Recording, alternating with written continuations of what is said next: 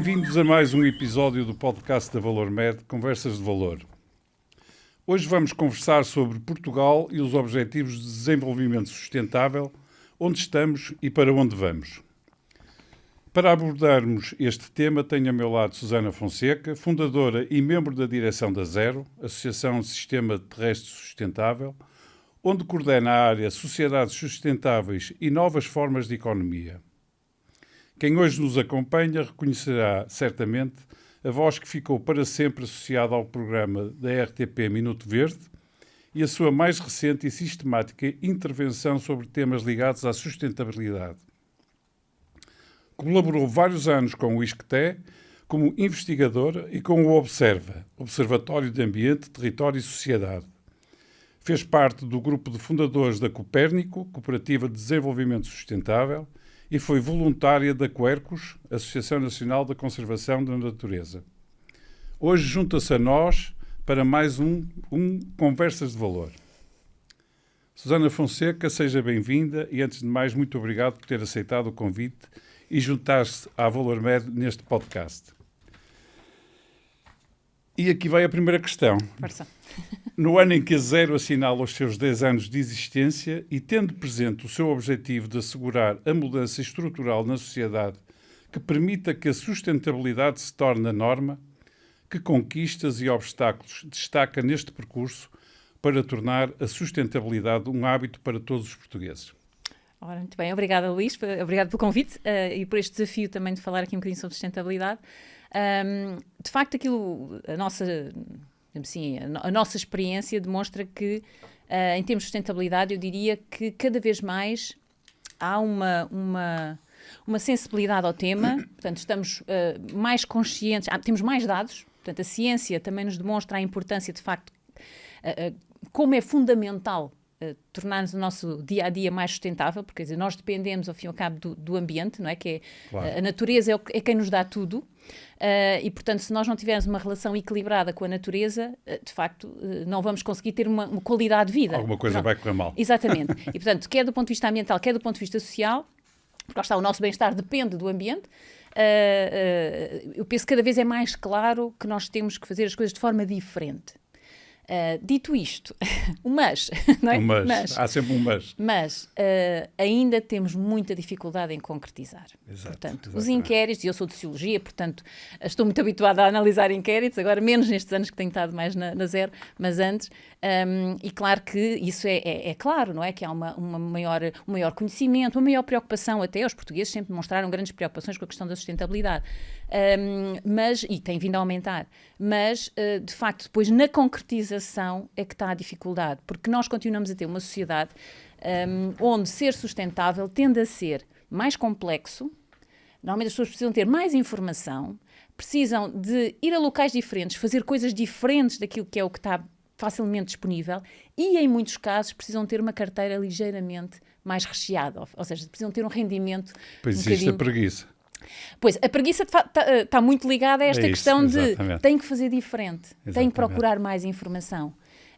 Eu, por exemplo, fico muito chocada de ver, ainda recentemente houve até uma reportagem no meio de comunicação, de ver a adesão das pessoas, por exemplo, às compras online em marketplaces, como normalmente designam, não é? Estes grandes locais de venda de produtos fora da Europa.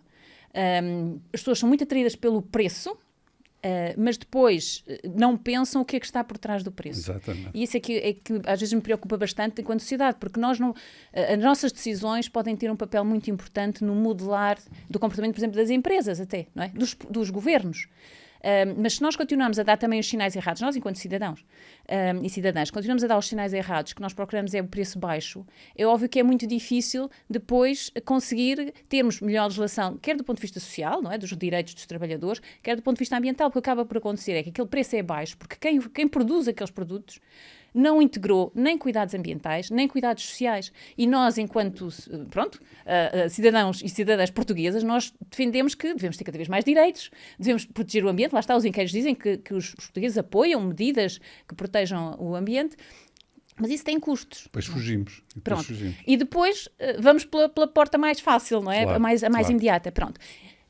Aqui também é muito importante nós trabalharmos, por isso é que a Zero se foca muito no trabalho estrutural, nas políticas, porque é importante preparar a sociedade para que a sustentabilidade esteja lá por defeito e não agora por escolha. Não é? Enquanto for uma escolha que tem que ser consciente, muito bem ponderada e lá está, sustentada até num valor mais elevado, não é? Numa maior capacidade de aquisição, vai ser muito difícil sair dos nichos, que é onde nós estamos essencialmente ainda. E, portanto, nós consideramos que é fundamental a componente política. Portanto, as políticas públicas aqui são fundamentais para estimular a sociedade e para estimular também as empresas, não é? Porque as empresas são aqui um parceiro fundamental. Estamos todos juntos nisto, não é? E todos temos que tentar encontrar aqui as melhores soluções. Agora, também é verdade que para que os políticos se movam, é muito importante termos cidadãos informados, capacitados e que exijam coisas diferentes. Exatamente. Sim, eu relativamente à questão das compras online, eu não sou adepto disso. E as poucas que fiz, de facto, é o preço. É o preço que motiva a compra. Mas depois, quando o produto vem, nós olhamos para aquilo e dizemos, mas o que é que, afinal, isto não corresponde à imagem que nos transmitiram quando eu tive acesso ao site onde aqueles produtos são vendidos, não é? Claro. Sim. Quer dizer, não é a questão de ser o comércio online ou não. Pois sim, claro. Onde é que nós compramos? Comércio online. Claro. Onde é que nós compramos? Porque, embora o comércio online, não é o tema de hoje, mas o comércio online, que tem crescido muitíssimo, exatamente, tem crescido muitíssimo nos últimos anos, tem aqui um impacto extra, que é há muito mais devoluções. Exatamente por aquilo que o Luís estava a dizer. Não é? Ou seja, as pessoas veem, quando recebem, muitas vezes, não ficam satisfeitas com o que veem ali, não é? Com o que têm à sua frente. E, portanto, devolvem. E muitas vezes, no caso das devoluções, para além da questão, obviamente, de mais transporte, estes produtos nunca voltam ao mercado. Portanto, não voltam a ser colocados no mercado, são destruídos, enquanto produtos, mesmo sendo produtos novos, muitas vezes são destruídos. E, portanto, há aqui esse impacto muito grande. E depois há também um apelo, e a questão de marketing também, não é? Que é muito forte por parte destes marketplaces, e das marcas em geral, que é tentar ao máximo que as pessoas comprem o máximo, não é? Estejam sempre a comprar, com promoções e etc. E depois, no caso de aquilo que nós normalmente aconselhamos é, ok, se querem comprar online, é comprar de forma consciente, portanto, pensar bem, e, de facto, comprar na Europa, na União Europeia. Exatamente. Em marketplaces da União Europeia que cumpram a regulamentação europeia. Mesmo cá dentro, alguns marketplaces, mesmo assim, é preciso andar atrás deles para eles cumprirem, mas se estão a comprar fora, aliás, todos os estudos indicam, há alguns anos que se fazem estudos, analisar mesmo, por exemplo, os produtos do ponto de vista das substâncias químicas que contêm, e é claríssimo que os produtos que vêm de fora da Europa em muitas situações não cumprem, claro, e são completamente diferentes daqueles que são os que são comercializados na Europa. E, portanto, é aqui um apelo também a uma certa reflexão. Este testemunho é importantíssimo para quem ouvir este nosso podcast, que está relacionado. Exatamente. Mas, de facto, é isso mesmo. E aí é que é importante a tal consciência de eu, quando compro, não devo, e acho que pelos números que temos, não podemos dizer que são só as pessoas que têm menos rendimento que estão a comprar nestes marketplaces internacionais. Sim, não é? sim. São todas as pessoas, todas as classes sociais, e, portanto, é preciso ter esta consciência. Alguns poderão ter mais do que outros, obviamente também poderão não conseguir aceder aos produtos, mas pensar que é mais importante ter menos com qualidade do que mais, e muitas vezes depois estarmos a prejudicar a nós próprios, que as pessoas compram brinquedos, compram cosméticos, compram medicamentos. Exato. Eu ia dizer isso. É assustador a quantidade de medicamentos que nós recolhemos na Valor Med, exatamente, que nós recolhemos na Valor Med. Portanto, eu estou a dizer, as pessoas que têm o hábito de entregar nas farmácias e nas parafarmácias os restos de embalagens e medicamentos, mas é assustador a quantidade de medicamentos que nós olhamos para aquilo, os seus restos, os resíduos, claro, que de facto se nota que foram comprados não na farmácia ou na parafarmácia, exatamente, mas online. E este número, nós fazemos caracterizações de resíduos e de facto tem vindo a aumentar, claro, sistemática e anualmente. Portanto, aqui está, nós estamos aqui a falar no geral, mas é assustador até a forma como as pessoas têm acesso a esse medicamento de forma tão fácil. Claro. Sabendo, ou não sabendo, e por isso é que compro, o prejuízo que aquilo pode vir causar à sua saúde. Sim, sim, não é? sem dúvida, sem dúvida. E, portanto, aqui também é de facto importante que as pessoas tenham essa noção, e principalmente tudo o que são produtos, eu diria que tudo, não é? Porque os têxteis depois também não é só o uso, é depois, quando lavamos, vão para as águas residuais vão para o ambiente, e, portanto, nós continuamos a ter estas substâncias. De facto, as pessoas protegerem-se também, não é? A ver que os têxteis, ainda há pessoas que, de facto, vazam através dos esgotos os restos de medicamentos que ficaram no seu blister, num frasco. Sim, não é? sim, E, portanto, sim. há que, de facto, como dizia e com toda a razão, nós temos que, acima de tudo, mudar a nossa atitude, o nosso comportamento em relação a tudo aquilo que nos aparece à nossa frente, aquilo que lidamos no dia-a-dia. Não, e perguntar, eu acho que isto é a questão do espírito crítico, não é? Que é, perante uma escolha, a pessoa não se basear apenas naquilo que é o seu interesse imediato, que se calhar o interesse imediato é ter aquilo ao mais baixo preço, mas perceber exatamente não é? O que é que está, ao fim e ao cabo, o que é que está a pagar. É a mesma questão com a agricultura biológica, produtos de modo de produção biológico. As pessoas dizem, é mais caro. Sim, mas o que é que nós estamos efetivamente a pagar quando compramos aquele produto? Nós não estamos a pagar só aquele produto, nós estamos a pagar a maçã, ou a couve, ou o que for, ou o feijão. Nós estamos a pagar todo o cuidado que foi tido com o solo, com a água, com até o uso de recursos, muitas vezes. Portanto, até às vezes do ponto de vista social, porque também somos... Eu sei que isto às vezes para as empresas é um bocadinho complicado de aceitar, mas nós achamos que uma atividade que requer mais mão de obra é positiva do ponto de vista social, não é? Porque estamos a dar mais emprego, desde que seja emprego também com direitos e com respeito. Portanto, do nosso ponto de vista é importante, mas de facto é isso que nós estamos a pagar quando pagamos um produto mais caro de agricultura biológica. Não estou a falar aqui de marcas de luxo, que isso depois já são outras coisas, mas estou a falar até das compras do dia-a-dia. E, portanto, essa escolha que nós fazemos também marca depois a realidade que temos. Quando nós compramos fora, quer dizer que os produtores europeus que têm que integrar estes custos, porque eles estão na legislação, e aqui uma coisa importante que seja dita, quer dizer, a União Europeia, nós muitas vezes achamos que vai só com o copo meio cheio, não é? Pronto. Mas o meio cheio do copo da União Europeia é muito superior aos copos das outras partes do mundo, não é? E, portanto, de facto, quando se compra um produto europeu, à partida, em princípio, temos o produto que tem maior garantia de segurança, de qualidade e até pronto, do ponto de vista ambiental, não é? Em termos de integração de custos ambientais e de cuidado. Não é sempre, mas no geral é isso que podemos dizer. E do ponto de vista, portanto, das substâncias químicas, na área de medicamento, conheço menos, pronto, porque não acompanhamos, aí o Luís é mais perito do que eu. Mas é um expert, exatamente. Pronto, mas na área das substâncias químicas, por exemplo, não há nenhum sistema no mundo tão robusto como o europeu, que ainda assim, se estivéssemos aqui a falar sobre isso, podíamos falar horas sobre as falhas que tem. Sem dúvida. Mas os produtos na Europa têm-se feito um caminho. Exatamente. E as indústrias europeias e as empresas europeias também têm investido para esse cumprimento. Portanto, também merecem, ao fim e ao cabo, que nós reconheçamos esse esforço. Exatamente.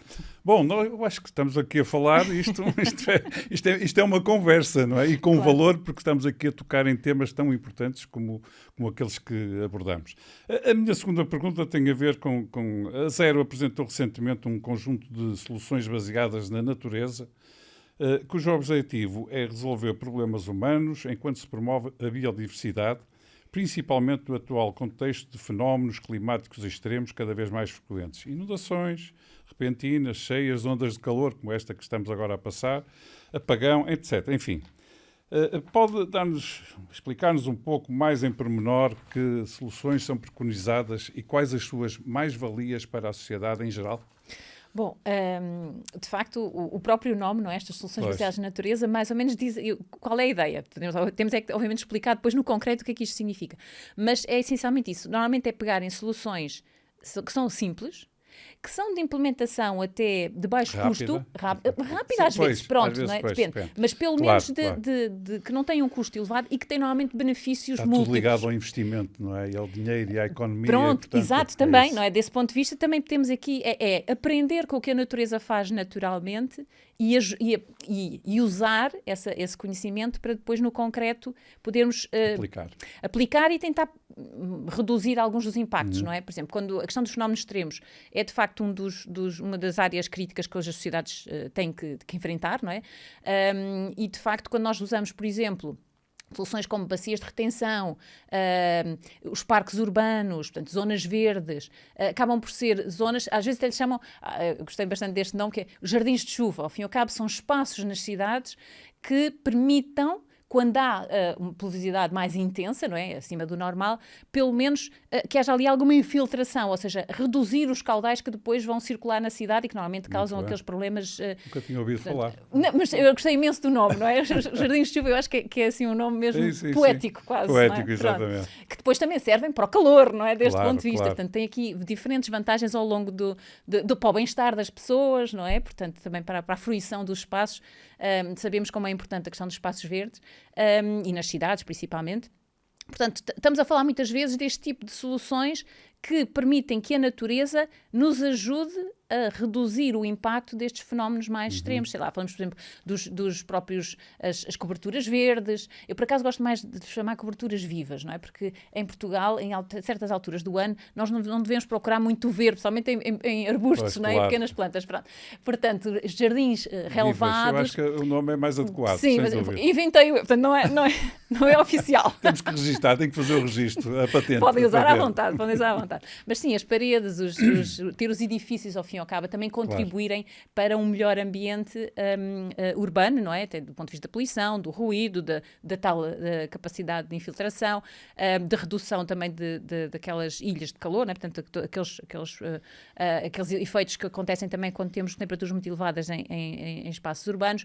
Portanto, tem muito a ver com isso. É olhar para a natureza, tentar reproduzir com a nossa humilde capacidade, não é? Que nunca é idêntica à da natureza, mas podemos tentar fazer. E aquilo que se revela normalmente é que é de facto uma intervenção de relativo baixo custo. Agora, tem que haver, porque às vezes fala-se muito mais até de grandes obras de engenharia, não é? Nós às vezes vamos para aquelas coisas queremos ser muito inovadores e a natureza sabe fazer as coisas, não é? Portanto, se nós a deixarmos trabalhar ou se nós usarmos o conhecimento que ela tem para podermos no concreto depois implementar, acabamos por ter aqui os benefícios a vários níveis. E é isso, portanto, esta nossa intervenção agora mais recente também tem a ver com um projeto em que estamos envolvidos, um projeto financiado pelo programa Erasmus, e que visa também capacitar até as próprias instituições públicas e de ensino para estes temas, porque é importante, não é? Porque assim, obviamente não pode ser só uma ONG a falar sobre isto, nós temos que levar isto para o conhecimento científico, Sim. porque aliás é de lá que isto também vem, Isso porque também. não é? São outros ramos da ciência que estão a estudar estes aspectos, não é? Da biologia, etc. E que agora o que nós procuramos é passar, por exemplo, para aqueles mais que trabalham a componente mais da economia social, portanto trazer para aqui também outros temas para cima da mesa em termos de formação, para que comecemos aqui a cruzar as fronteiras, porque eu acho que um dos grandes desafios que nós temos nesta concretização da sustentabilidade é cada vez mais cruzarmos entre nós, não é? Porque os temas, de facto, estão interligados, mas nós muitas vezes não os tratamos como estando interligados e, portanto... E vastos, não é? São vastos que precisam desse e complexos, pronto, tudo isso, não é? Exatamente. Tudo isso. E, portanto, este cruzado de conhecimentos, não é? Entre diferentes áreas é muito importante para que estas soluções baseadas na natureza saiam das universidades que tratam a biologia e outras disciplinas semelhantes e que vão também, por exemplo, para as universidades que trabalham a economia e a engenharia. Exatamente. E, portanto, possa haver aqui também sinergias. Portanto, é muito nesse sentido que também que este projeto tem trabalhado, de capacitação também dos agentes no terreno. Muito bem, muito obrigado.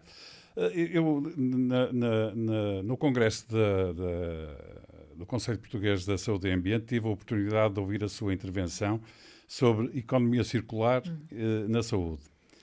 E agora vamos à saúde, não é? Que existe, tudo isto está relacionado com a saúde, mas quero repetir soluções a zero. O que é que a zero, que soluções a zero apresenta nesta área e de que forma a implementação de medidas de economia circular na saúde poderão reduzir a pegada ecológica da saúde?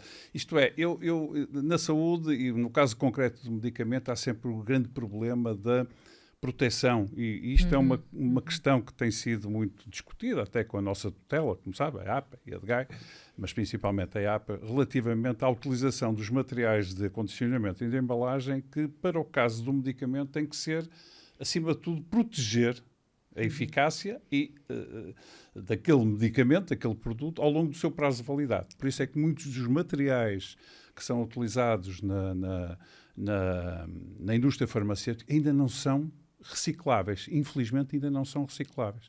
Já se fala em blisters recicláveis há muito tempo, mas é uma coisa que está agora a arrancar. Sei que há um projeto na Alemanha, mas que não é aplicável a todos os produtos.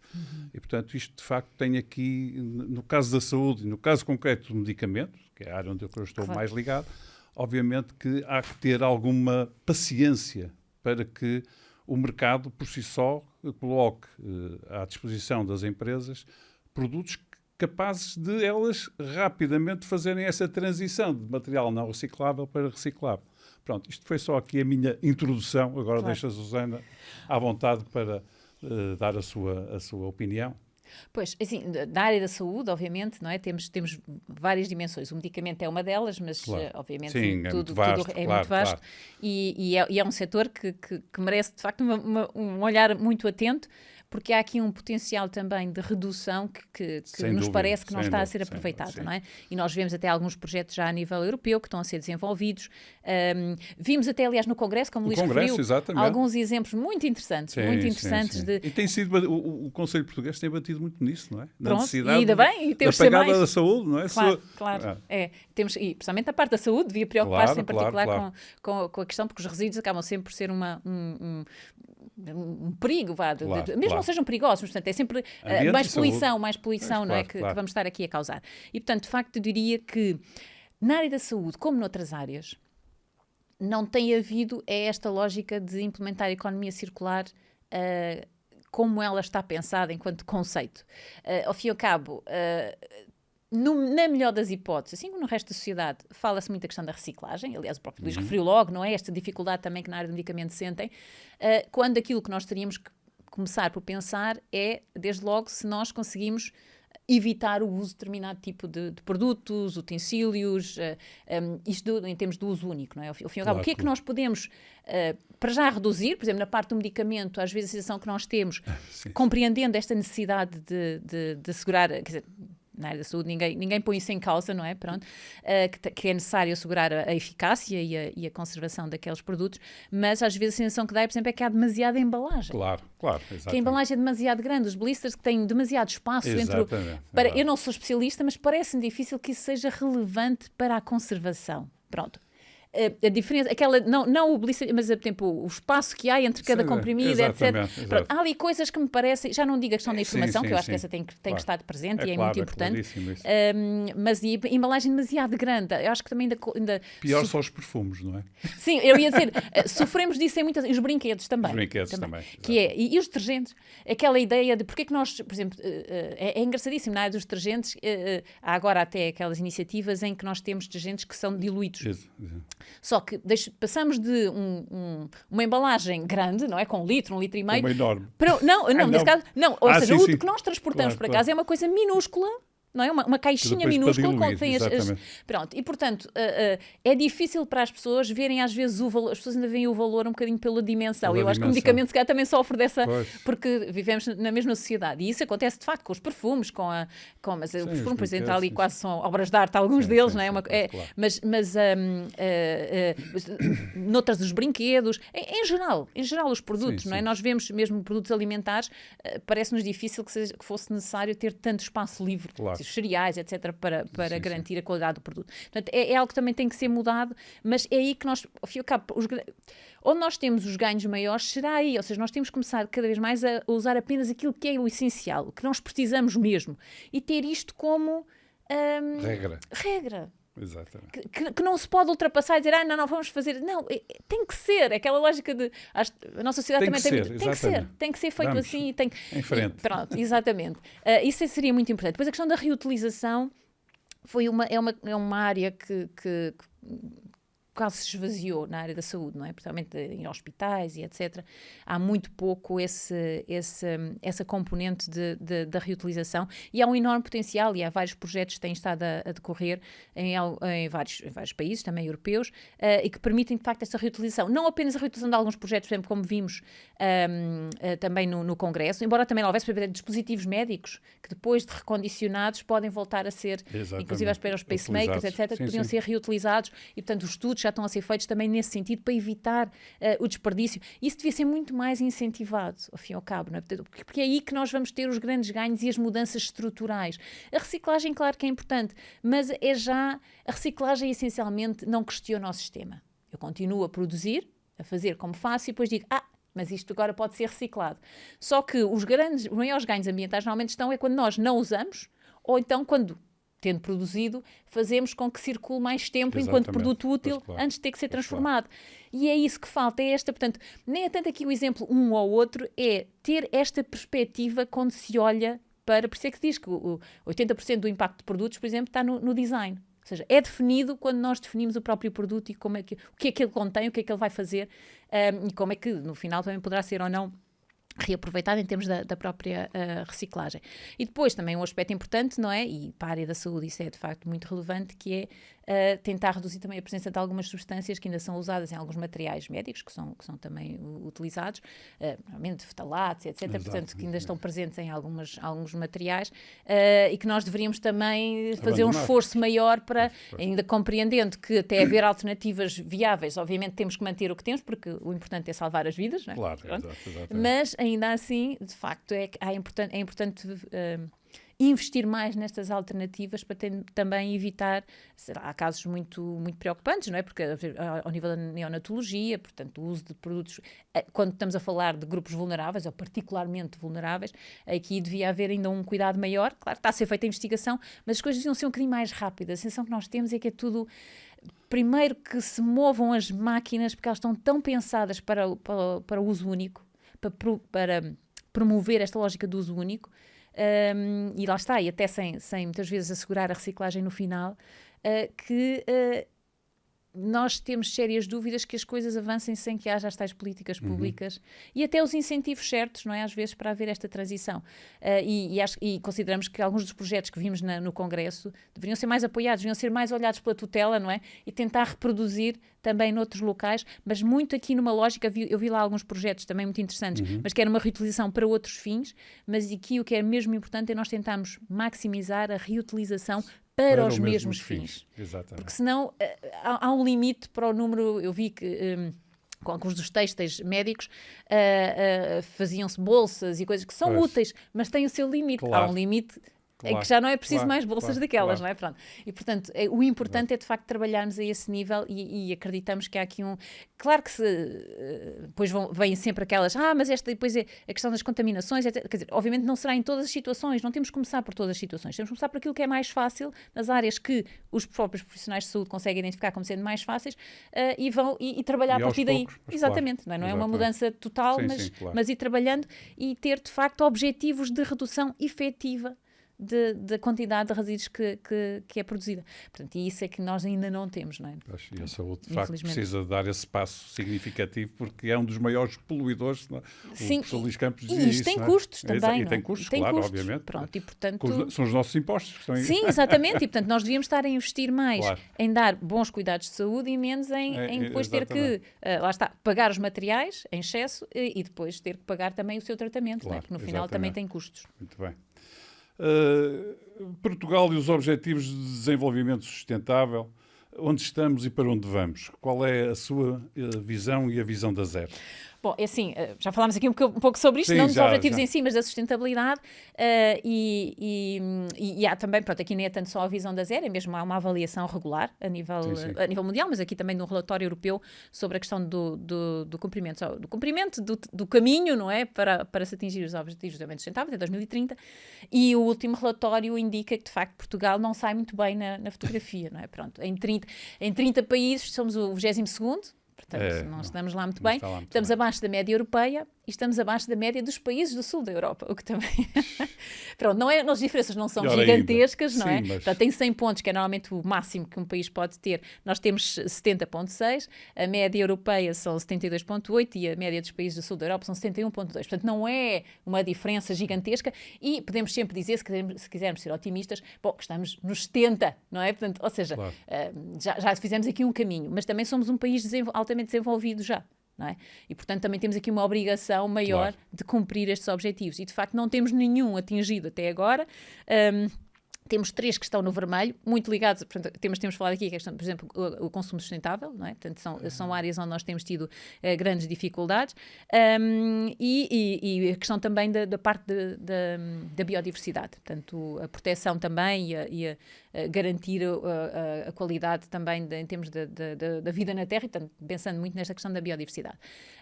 Temos tido aqui alguns avanços em algumas áreas, mas, de facto, por exemplo, até na parte da pobreza, temos aqui um amarelo, portanto, mas de facto... Temos algum verde? Não temos, é isso, não cumprimos ainda nenhum, não cumprimos, podemos dizer, ainda faltam 5 anos, pronto, faltam de facto, mas a nossa preocupação até vai para além disto. Pensar assim. Não, claro, não, claro. E vai para além disto, que é, mesmo quando nós olhamos para os países que têm, penso que é a Finlândia, se não me engano, que é quem tem o país que tem o melhor desempenho no nível da Europa, quando nós olhamos para depois, por exemplo, para a pegada ecológica de um país como a Finlândia, porque nós não podemos desligar as duas coisas, não é?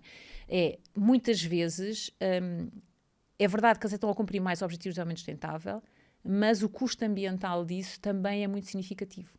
Ou seja, nós não estamos ainda a trabalhar dentro dos limites do planeta. Nós estamos a almejar um conjunto de objetivos que são justos e que devemos procurar atingir, mas não estamos a fazê-lo dentro dos limites do planeta. E, portanto, eu diria que a partir de 2030, independentemente de como nós lá chegamos, porque, obviamente, eles não vão ser cumpridos de uma forma global a nível mundial, seria importante começarmos a colocar em cima da mesa este tema é que, para além de nós termos proporcionar qualidade de vida, nós temos que o fazer respeitando os limites planetários, porque senão nós nunca vamos atingir a qualidade de vida e o bem-estar. É preocupante isso. Claro, mas basta olhar, não é, para a pegada ecológica de um país como a Finlândia, ou como o nosso, não é?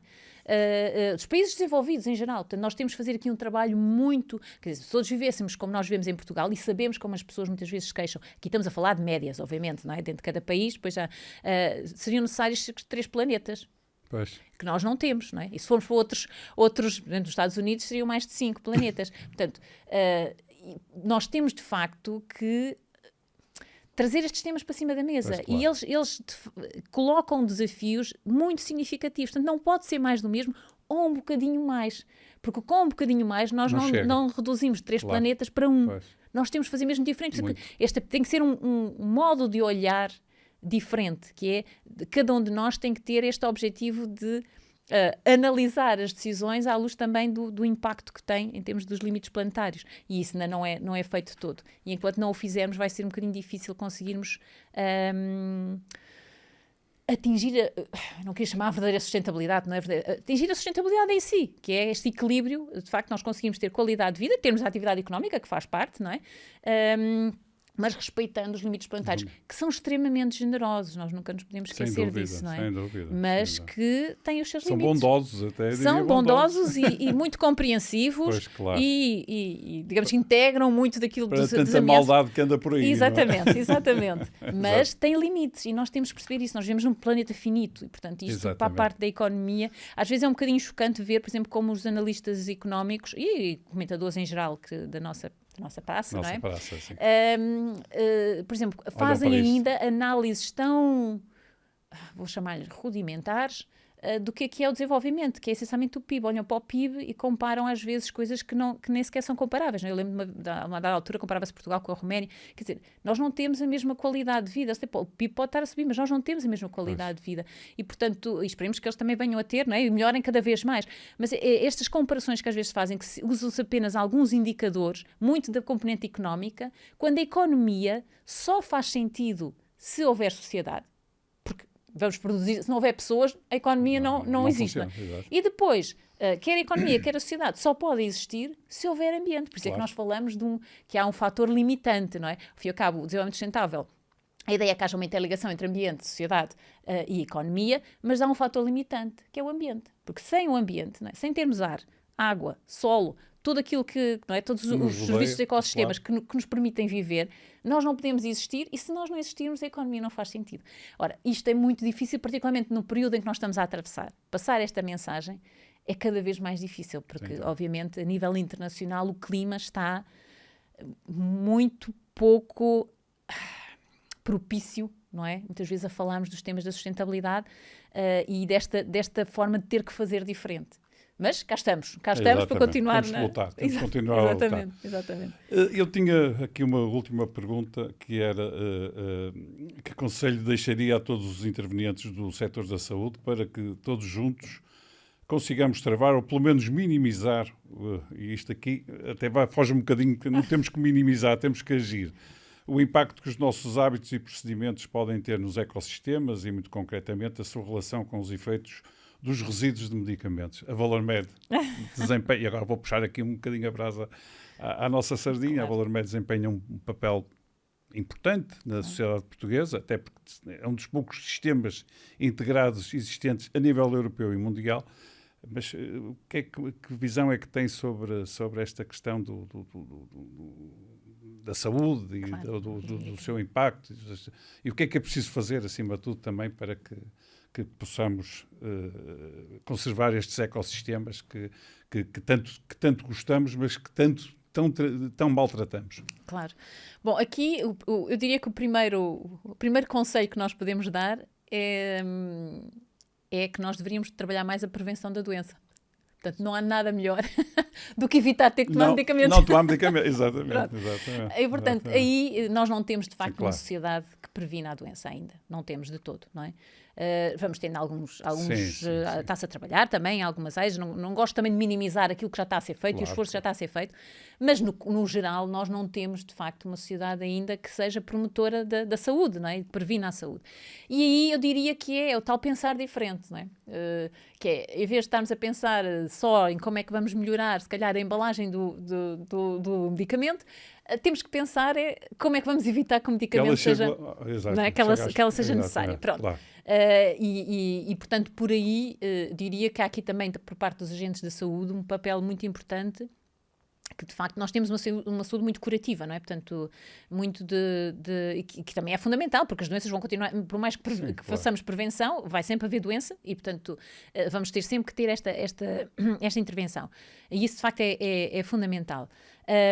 Depois, eu diria que aquilo que também já falámos um pouco, não é? Que é tentar olhar, de facto, quando estamos a falar de medicamentos, olhar para novas formas, eventualmente, de conseguirmos que o medicamento chegue às pessoas com um menor impacto, ou então embalado de forma diferente, ou ser disponibilizado de forma diferente, porque aqui não é só a questão da embalagem em si, mas também a própria, às vezes, a quantidade de medicamento que vai em cada embalagem, claro. Que se as pessoas não vão, de facto, tomar até ao fim, depois muitas vezes acaba por se tornar um resíduo. Exatamente. Pronto, trabalhar aí ao nível de doses mais pequenas ou mais pensadas também para o tipo de tratamento, ou poder-se adquirir um medicamento de outra forma. Portanto, ao fim e ao cabo, aquilo que nós precisamos é de pensar um bocadinho fora da caixa e de não defender só cada um de nós tem que defender menos o seu umbigo e pensar mais de como é que consegue dar um contributo para este tal vivermos em equilíbrio dentro dos limites planetários. E, de facto, aqui encontrar novas formas, eventualmente até de distribuição de medicamento que permita, por exemplo, que haja menos sobras, não é? Que haja menos medicamento até ir... menos restos, claro. Menos restos, não é? Que vão parar até ao vosso sistema, pronto, na melhor das hipóteses, podemos dizer que é na melhor das hipóteses, vão parar ao vosso sistema. Mal menos. Pronto, exatamente. Mas isso seria algo que nós deveríamos também, enquanto sociedade, trabalhar muito mais, e aí os agentes não é? Quem produz os medicamentos, a indústria farmacêutica, portanto, aqui tem um papel muito importante e trabalho também em parceria com os médicos, etc., de facto tentarmos ter aqui cada vez... E criar aqui uma sociedade também menos viciada em medicamentos. Não é? Eu conheço várias pessoas que se vão ao médico e ele não lhe passa um medicamento, sim, é um mau médico. É um mau médico, sim. Este também é uma cultura que nós também temos que desconstruir, não é? Exatamente. Pronto, não devemos evitar. É bom se o médico consegue encontrar formas de nos ajudar sem precisarmos de medicamento. Mas tudo isto também é uma questão de literacia também, que tem que ser trabalhada, não é? E aí os agentes de saúde podem ter também esse papel, e era interessante ver até, que é isso que às vezes nós não conseguimos, que é as próprias, sei lá, a indústria farmacêutica, aqueles que ao fim e ao cabo têm mais interesse na venda de medicamento, também trabalhar nesta componente da prevenção, porque é isso que nós precisamos, é perceber que de facto na sociedade nós precisamos mesmo trabalhar esta componente da prevenção, porque senão vamos ter depois outros, mesmo que a indústria farmacêutica diretamente não tenha, mas também acaba por ter, porque agora, por exemplo, também há esta controvérsia em relação à presença de medicamentos nas águas residuais, por exemplo. Sim. Não é? E a necessidade de tentar, e a dificuldade que nós temos em retirar uma vez o medicamento. Portanto, e aí não tem só a ver até com o resto, é a própria toma. Exatamente. Leva a uma ingestão, pronto, depois há uma eliminação de... Pronto. E, portanto, há aqui, de facto, desafios muito significativos significativos e para os quais acreditamos que, lá está, que a indústria farmacêutica também tem que dar o seu Temos que contributo. encontrar a solução, Exatamente. Portanto, quanto mais conseguimos evitar, melhor. Mas haverá sempre medicamento a chegar às nossas águas, porque faz parte. Nós, quando tomamos um medicamento, o corpo não absorve tudo, absorve uma parte. Claro, não é? exatamente. Pronto. Uma grande parte é excretada. Exatamente. Ainda que possa haver nos hospitais, com os outros medicamentos, outro tipo de cuidado, não é? Em termos da recolha de alguns medicamentos, mas, ou das águas residuais, mas nas nossas casas isso também acontece. Claro. E, portanto, temos aqui, de facto, desafios importantes que, pegando numa lógica mais de prevenção, poderíamos ajudar a minimizar, como o Luís dizia, não é? Não evitamos, não é? Não conseguimos eliminar, mas conseguimos minimizar. E esta é uma lógica que nós consideramos que é fundamental, que é esta ideia de facto, prevenir a doença, prevenir a necessidade do uso de medicamento, prevenir as quantidades, ou seja, se calhar não temos de ter tantas quantidades, prevenir em termos de reduzir a quantidade de embalagem que muitas vezes ali está, se calhar pôr a informação em menos papel, pronto, tudo isso. Se fala do folheto eletrónico. Mas o folheto eletrónico... Claro. Mas fala-se muito nisso. Mas do ponto de vista social, não é? Pode haver aqui alguns desafios. Pois, sim, sem dúvida.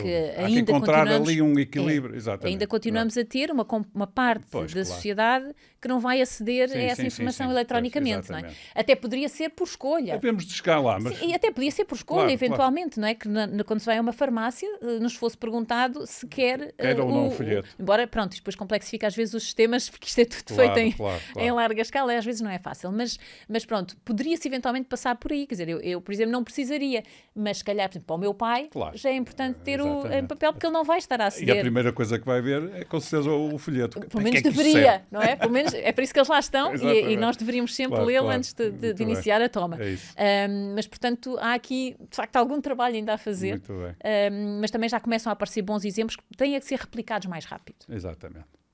Muito obrigado, Susana, pela sua presença neste Conversas de Valor. Foi com todo o gosto que a recebemos e muitas felicidades para o seu futuro, da Zero, e que, de facto, continuem a lutar para um planeta melhor, que é isso que todos ambicionamos. Muito obrigado. Muito obrigada, Luís, também pelo convite e felicidades também para o trabalho da Valor Med, que também é muito relevante e importante para a nossa sociedade.